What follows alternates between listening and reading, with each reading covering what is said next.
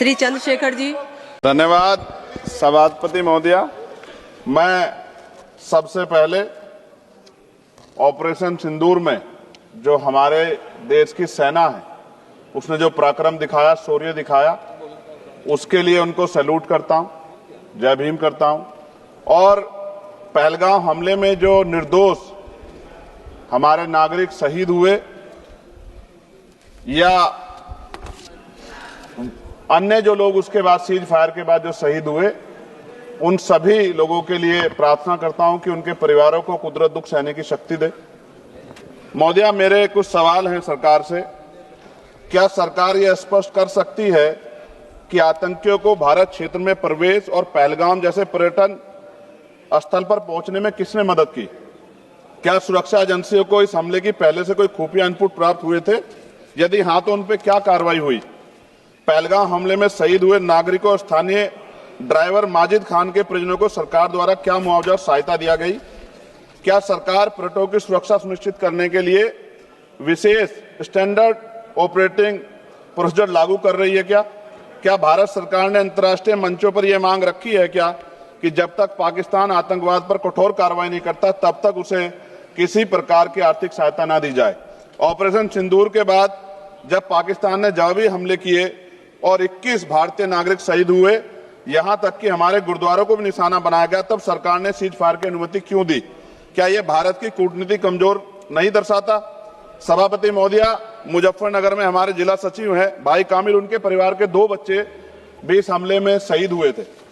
क्या सरकार ये मानती है कि टीआरएफ द्वारा इस हमले में खासतौर पर हिंदू पर्यटकों को निशाना बनाना भारत में सांप्रदायिक द्वेष को बढ़ावा देने का प्रयास था? यदि हां तो इसे रोकने हेतु सरकार ने क्या रणनीति बनाई? सरकार उस मुस्लिम पोनी ऑपरेटर को क्या सम्मान देगी जिसने अपनी जान देकर तीर्थयात्रियों की रक्षा की? क्या उसे शहीद घोषित किया जाएगा? पाकिस्तान को हाल ही में आईएमएफ द्वारा $2 अरब से अधिक की सहायता राशि दी गई है।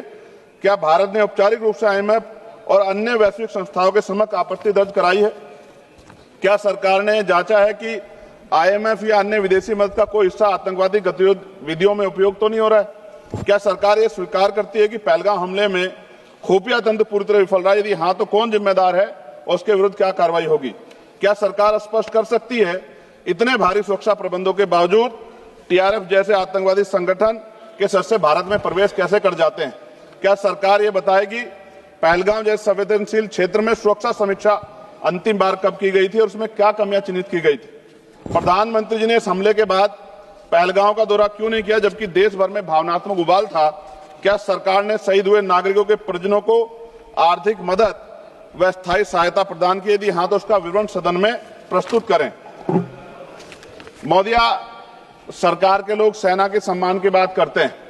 इस घटना के बाद सेना के जवान अमरनाथ यात्रा की ड्यूटी पर जा रहे थे, ऐसी रेल दी गई उनको जिसकी हालत बड़ी खराब थी। सेना के जवानों ने मना कर दिया कि हम इस रेल में नहीं बैठेंगे। 4 दिन बाद बदलनी पड़ी। और सरकार के नेताओं की भाषा देखिए, कर्नल सोफिया कुरैशी के बारे में किस तरह के शब्द यूज किए गए, इन पे भी हमें चिंता करनी चाहिए। देश की सेना के लिए मेरी मांग है महोदया कि सेना और अर्धसैनिक बलों के वेतन को टैक्स मुक्त किया जाए, बैटल ऑफ ऑनर से सम्मानित, क्योंकि ये इस समय ऐसा विषय चल रहा है कि देश की सेना पे हमें गौरव है, गर्व है, लेकिन जिस तरह से आतंकवादी गतिविधियां बढ़ी है, मेरी मांग है कि बैटल ऑफ ऑनर से सम्मानित चमार रेजिमेंट को बहाल किया जाए, Gurjar regiment, Mehtar regiment, Yadav regiment बनाए जाए, क्योंकि देश का जो किसान का मेरा है उसके अंदर, देश का जो गांव में रहने वाला जो व्यक्ति है उसके अंदर देश प्रेम का जज्बा बहुत जबरदस्त है। अगर इनको मौका मिलेगा तो शायद पाकिस्तान छोड़े, चाइना की हिम्मत भी नहीं होगी कि हमारे देश की तरफ आंख उठा के देख ले। महोदया, बाबा साहब अंबेडकर कहते थे हम प्रथम और अंत्य भारतीय हैं। भारत की आन पे जब आंच आती है तो जिस तरह इस बार प्रदर्शन हुआ, एकजुट रहा देश, सारा विपक्ष हो पक्ष हो सब एकजुट रहे, ऐसे हमें एकजुट रहना चाहिए। अगर हम एकजुट रहेंगे तभी हम आतंकवादियों से लड़ पाएंगे। महोदया, 1965, 71, 1999 के युद्ध में किसी भी अरब देश ने पाकिस्तान का साथ नहीं दिया था, लेकिन आज एक भी अरब कंट्री हमारे फेवर में नहीं खड़ी। क्या हमें अपनी फॉरेन पॉलिसी पर नहीं सोचना चाहिए कि ऐसा क्या हो गया कि हमारी राजनीतिक जो भारतीय की लोकल राजनीति है इसके चक्कर में क्या हमारी फॉरेन पॉलिसी या हमारे मित्रों को के मन में पीड़ा तो नहीं पहुंच रही है? पाकिस्तान ने कहा और आपने मान लिया और आपने सीज फायर का आज रक्षा मंत्री जी को मैंने सुना, उन्होंने कहा भाई, उन्होंने कहा कि महाराज हाथ जोड़ते हैं छोड़ो, उन्होंने कहा और आपने मान लिया। लेकिन फिर उसके बाद 10 तारीख को दोबारा से जो है ड्रोन उड़े और 15 लोग शहीद हुए, 43 लोग घायल हुए। हम अपने आम नागरिकों को क्यों, जबकि मान रहे हैं, मैंने रक्षा मंत्री जी को सुना, वो कह रहे हैं कि ऑपरेशन सिंदूर खत्म नहीं हुआ, ये रोका गया, इसका मतलब हमें खतरा है कि दोबारा भी हमला हो सकता है, पाकिस्तान अपनी हरकतों से बाज नहीं आ रहा। तो हम अपने आम नागरिकों को और सेना के जवानों के जीवन को खतरे में क्यों डाल रहे हैं भविष्य में? क्या हमें इसके पुख्ता और परमानेंट इंतजाम नहीं करने चाहिए? जैसे अगर सरकार को, मैंने कई बार सुना सरकार के लोग अखंड भारत की बात करते हैं, इससे अच्छा मौका आपको काम मिलता। पीओक्यू लेने के बाद हमारे उत्तर प्रदेश के मुख्यमंत्री बार बार कहते कि चुनाव में कह रहे थे 6 महीने के बाद पीओक्यू इधर होगा, सरकार बन की, जनता ने तो मौका दे दिया, कहां है पीओक्यू? क्यों नहीं लेके आए इस बार आप लोग? तो पहली सीढ़ी तो इस बार ही चढ़ गए थे। जिस तरह से मीडिया ने माहौल बनाया था मोदिया, तो ऐसा लगा कि अगर देश की सेना ने जो हिम्मत जुटाई थी, सरकार मदद करती, तो माननीय नरेंद्र मोदी जी पाकिस्तान के भी प्राइम मिनिस्टर होते इस बार, इसी बार, और फाइनेंस मिनिस्टर बैठी है हमारी, ये पाकिस्तान की फाइनेंस मिनिस्टर होती। इस तरह के हालात बने हुए थे और ऐसा मौका चूकना ही नहीं चाहिए था। ले लेते, इससे अच्छा मौका किसे कैसे मिलता? पूरा देश एकजुट था। मोदी, मैं खत्म करूंगा, पूरा देश एकजुट था, इससे अच्छा मौका कहां था? लेकिन अब अमेरिका में बैठ के कोई देश के फैसले कर ले तो देश की गरिमा पे, संप्रभुता पे बहुत बड़ा हमला है। इसको हमें समझना चाहिए, हमें समझना चाहिए किसी की हैसियत नहीं है। भारत दुनिया में इकलौता ऐसा देश है जिसका कोई मुकाबला नहीं कर सकता है। यहां का 140 करोड़ देशवासी एकजुट खड़ा है और सबको जवाब दे सकता है।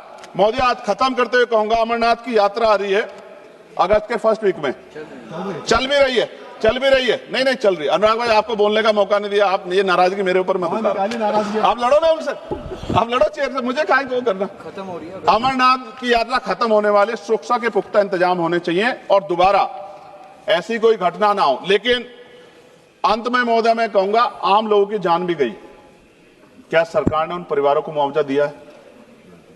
क्या उनके जीवन का कोई मूल्य नहीं? जिन्होंने अपने परिवार खोए, जिन्होंने अपना घर का बेटा, पति, घर का कमाने वाला खो दिया, उनका भी तो अधिकार बैठता है। सरकार ने क्या मुआवजा दिया, इस बात की जानकारी भी सरकार को पटल पर रखनी चाहिए, सामने रखनी चाहिए। और अंत में मैं धन्यवाद दूंगा भारतीय सेना को और भारत के का जो प्यार है कि पाकिस्तान और आतंकवादियों के भरसक प्रयास था कि यहां सांप्रदायिकता का माहौल बन जाए, लेकिन देशवासियों ने समझदारी दिखाई। और कश्मीरियों को भी मैं बहुत धन्यवाद देता हूं कि उन्होंने कोशिश की कि किसी भी तरह से कश्मीर के ऊपर जो ये इतना बड़ा इल्जाम लगा है, ये इल्जाम में कश्मीरी शामिल ना हो और ऐसे आतंकवादियों पर सख्त कार्रवाई। पता लगा है कि महादेव, ऑपरेशन महादेव हुआ है और यही पता लगा कि वो तीनों आतंकवादी मारे गए हैं। लेकिन मैंने अखबार में ये भी पढ़ा था कि वो जो मुख्य आरोपी था कुछ दिन पहले पाकिस्तान में था। कोई पिकनिक चल रही है कि उधर भी चले जाते, इधर भी आ जाते? क्या है बॉर्डर पे ऐसा? ये बताना चाहिए ना देश को। मैं आपका धन्यवाद करूंगा और भारत की महान सेना को मैं बधाई देता हूं, उनके लिए मंगल कामना करता हूं। जय भीम, जय भारत। महोदय धन्यवाद।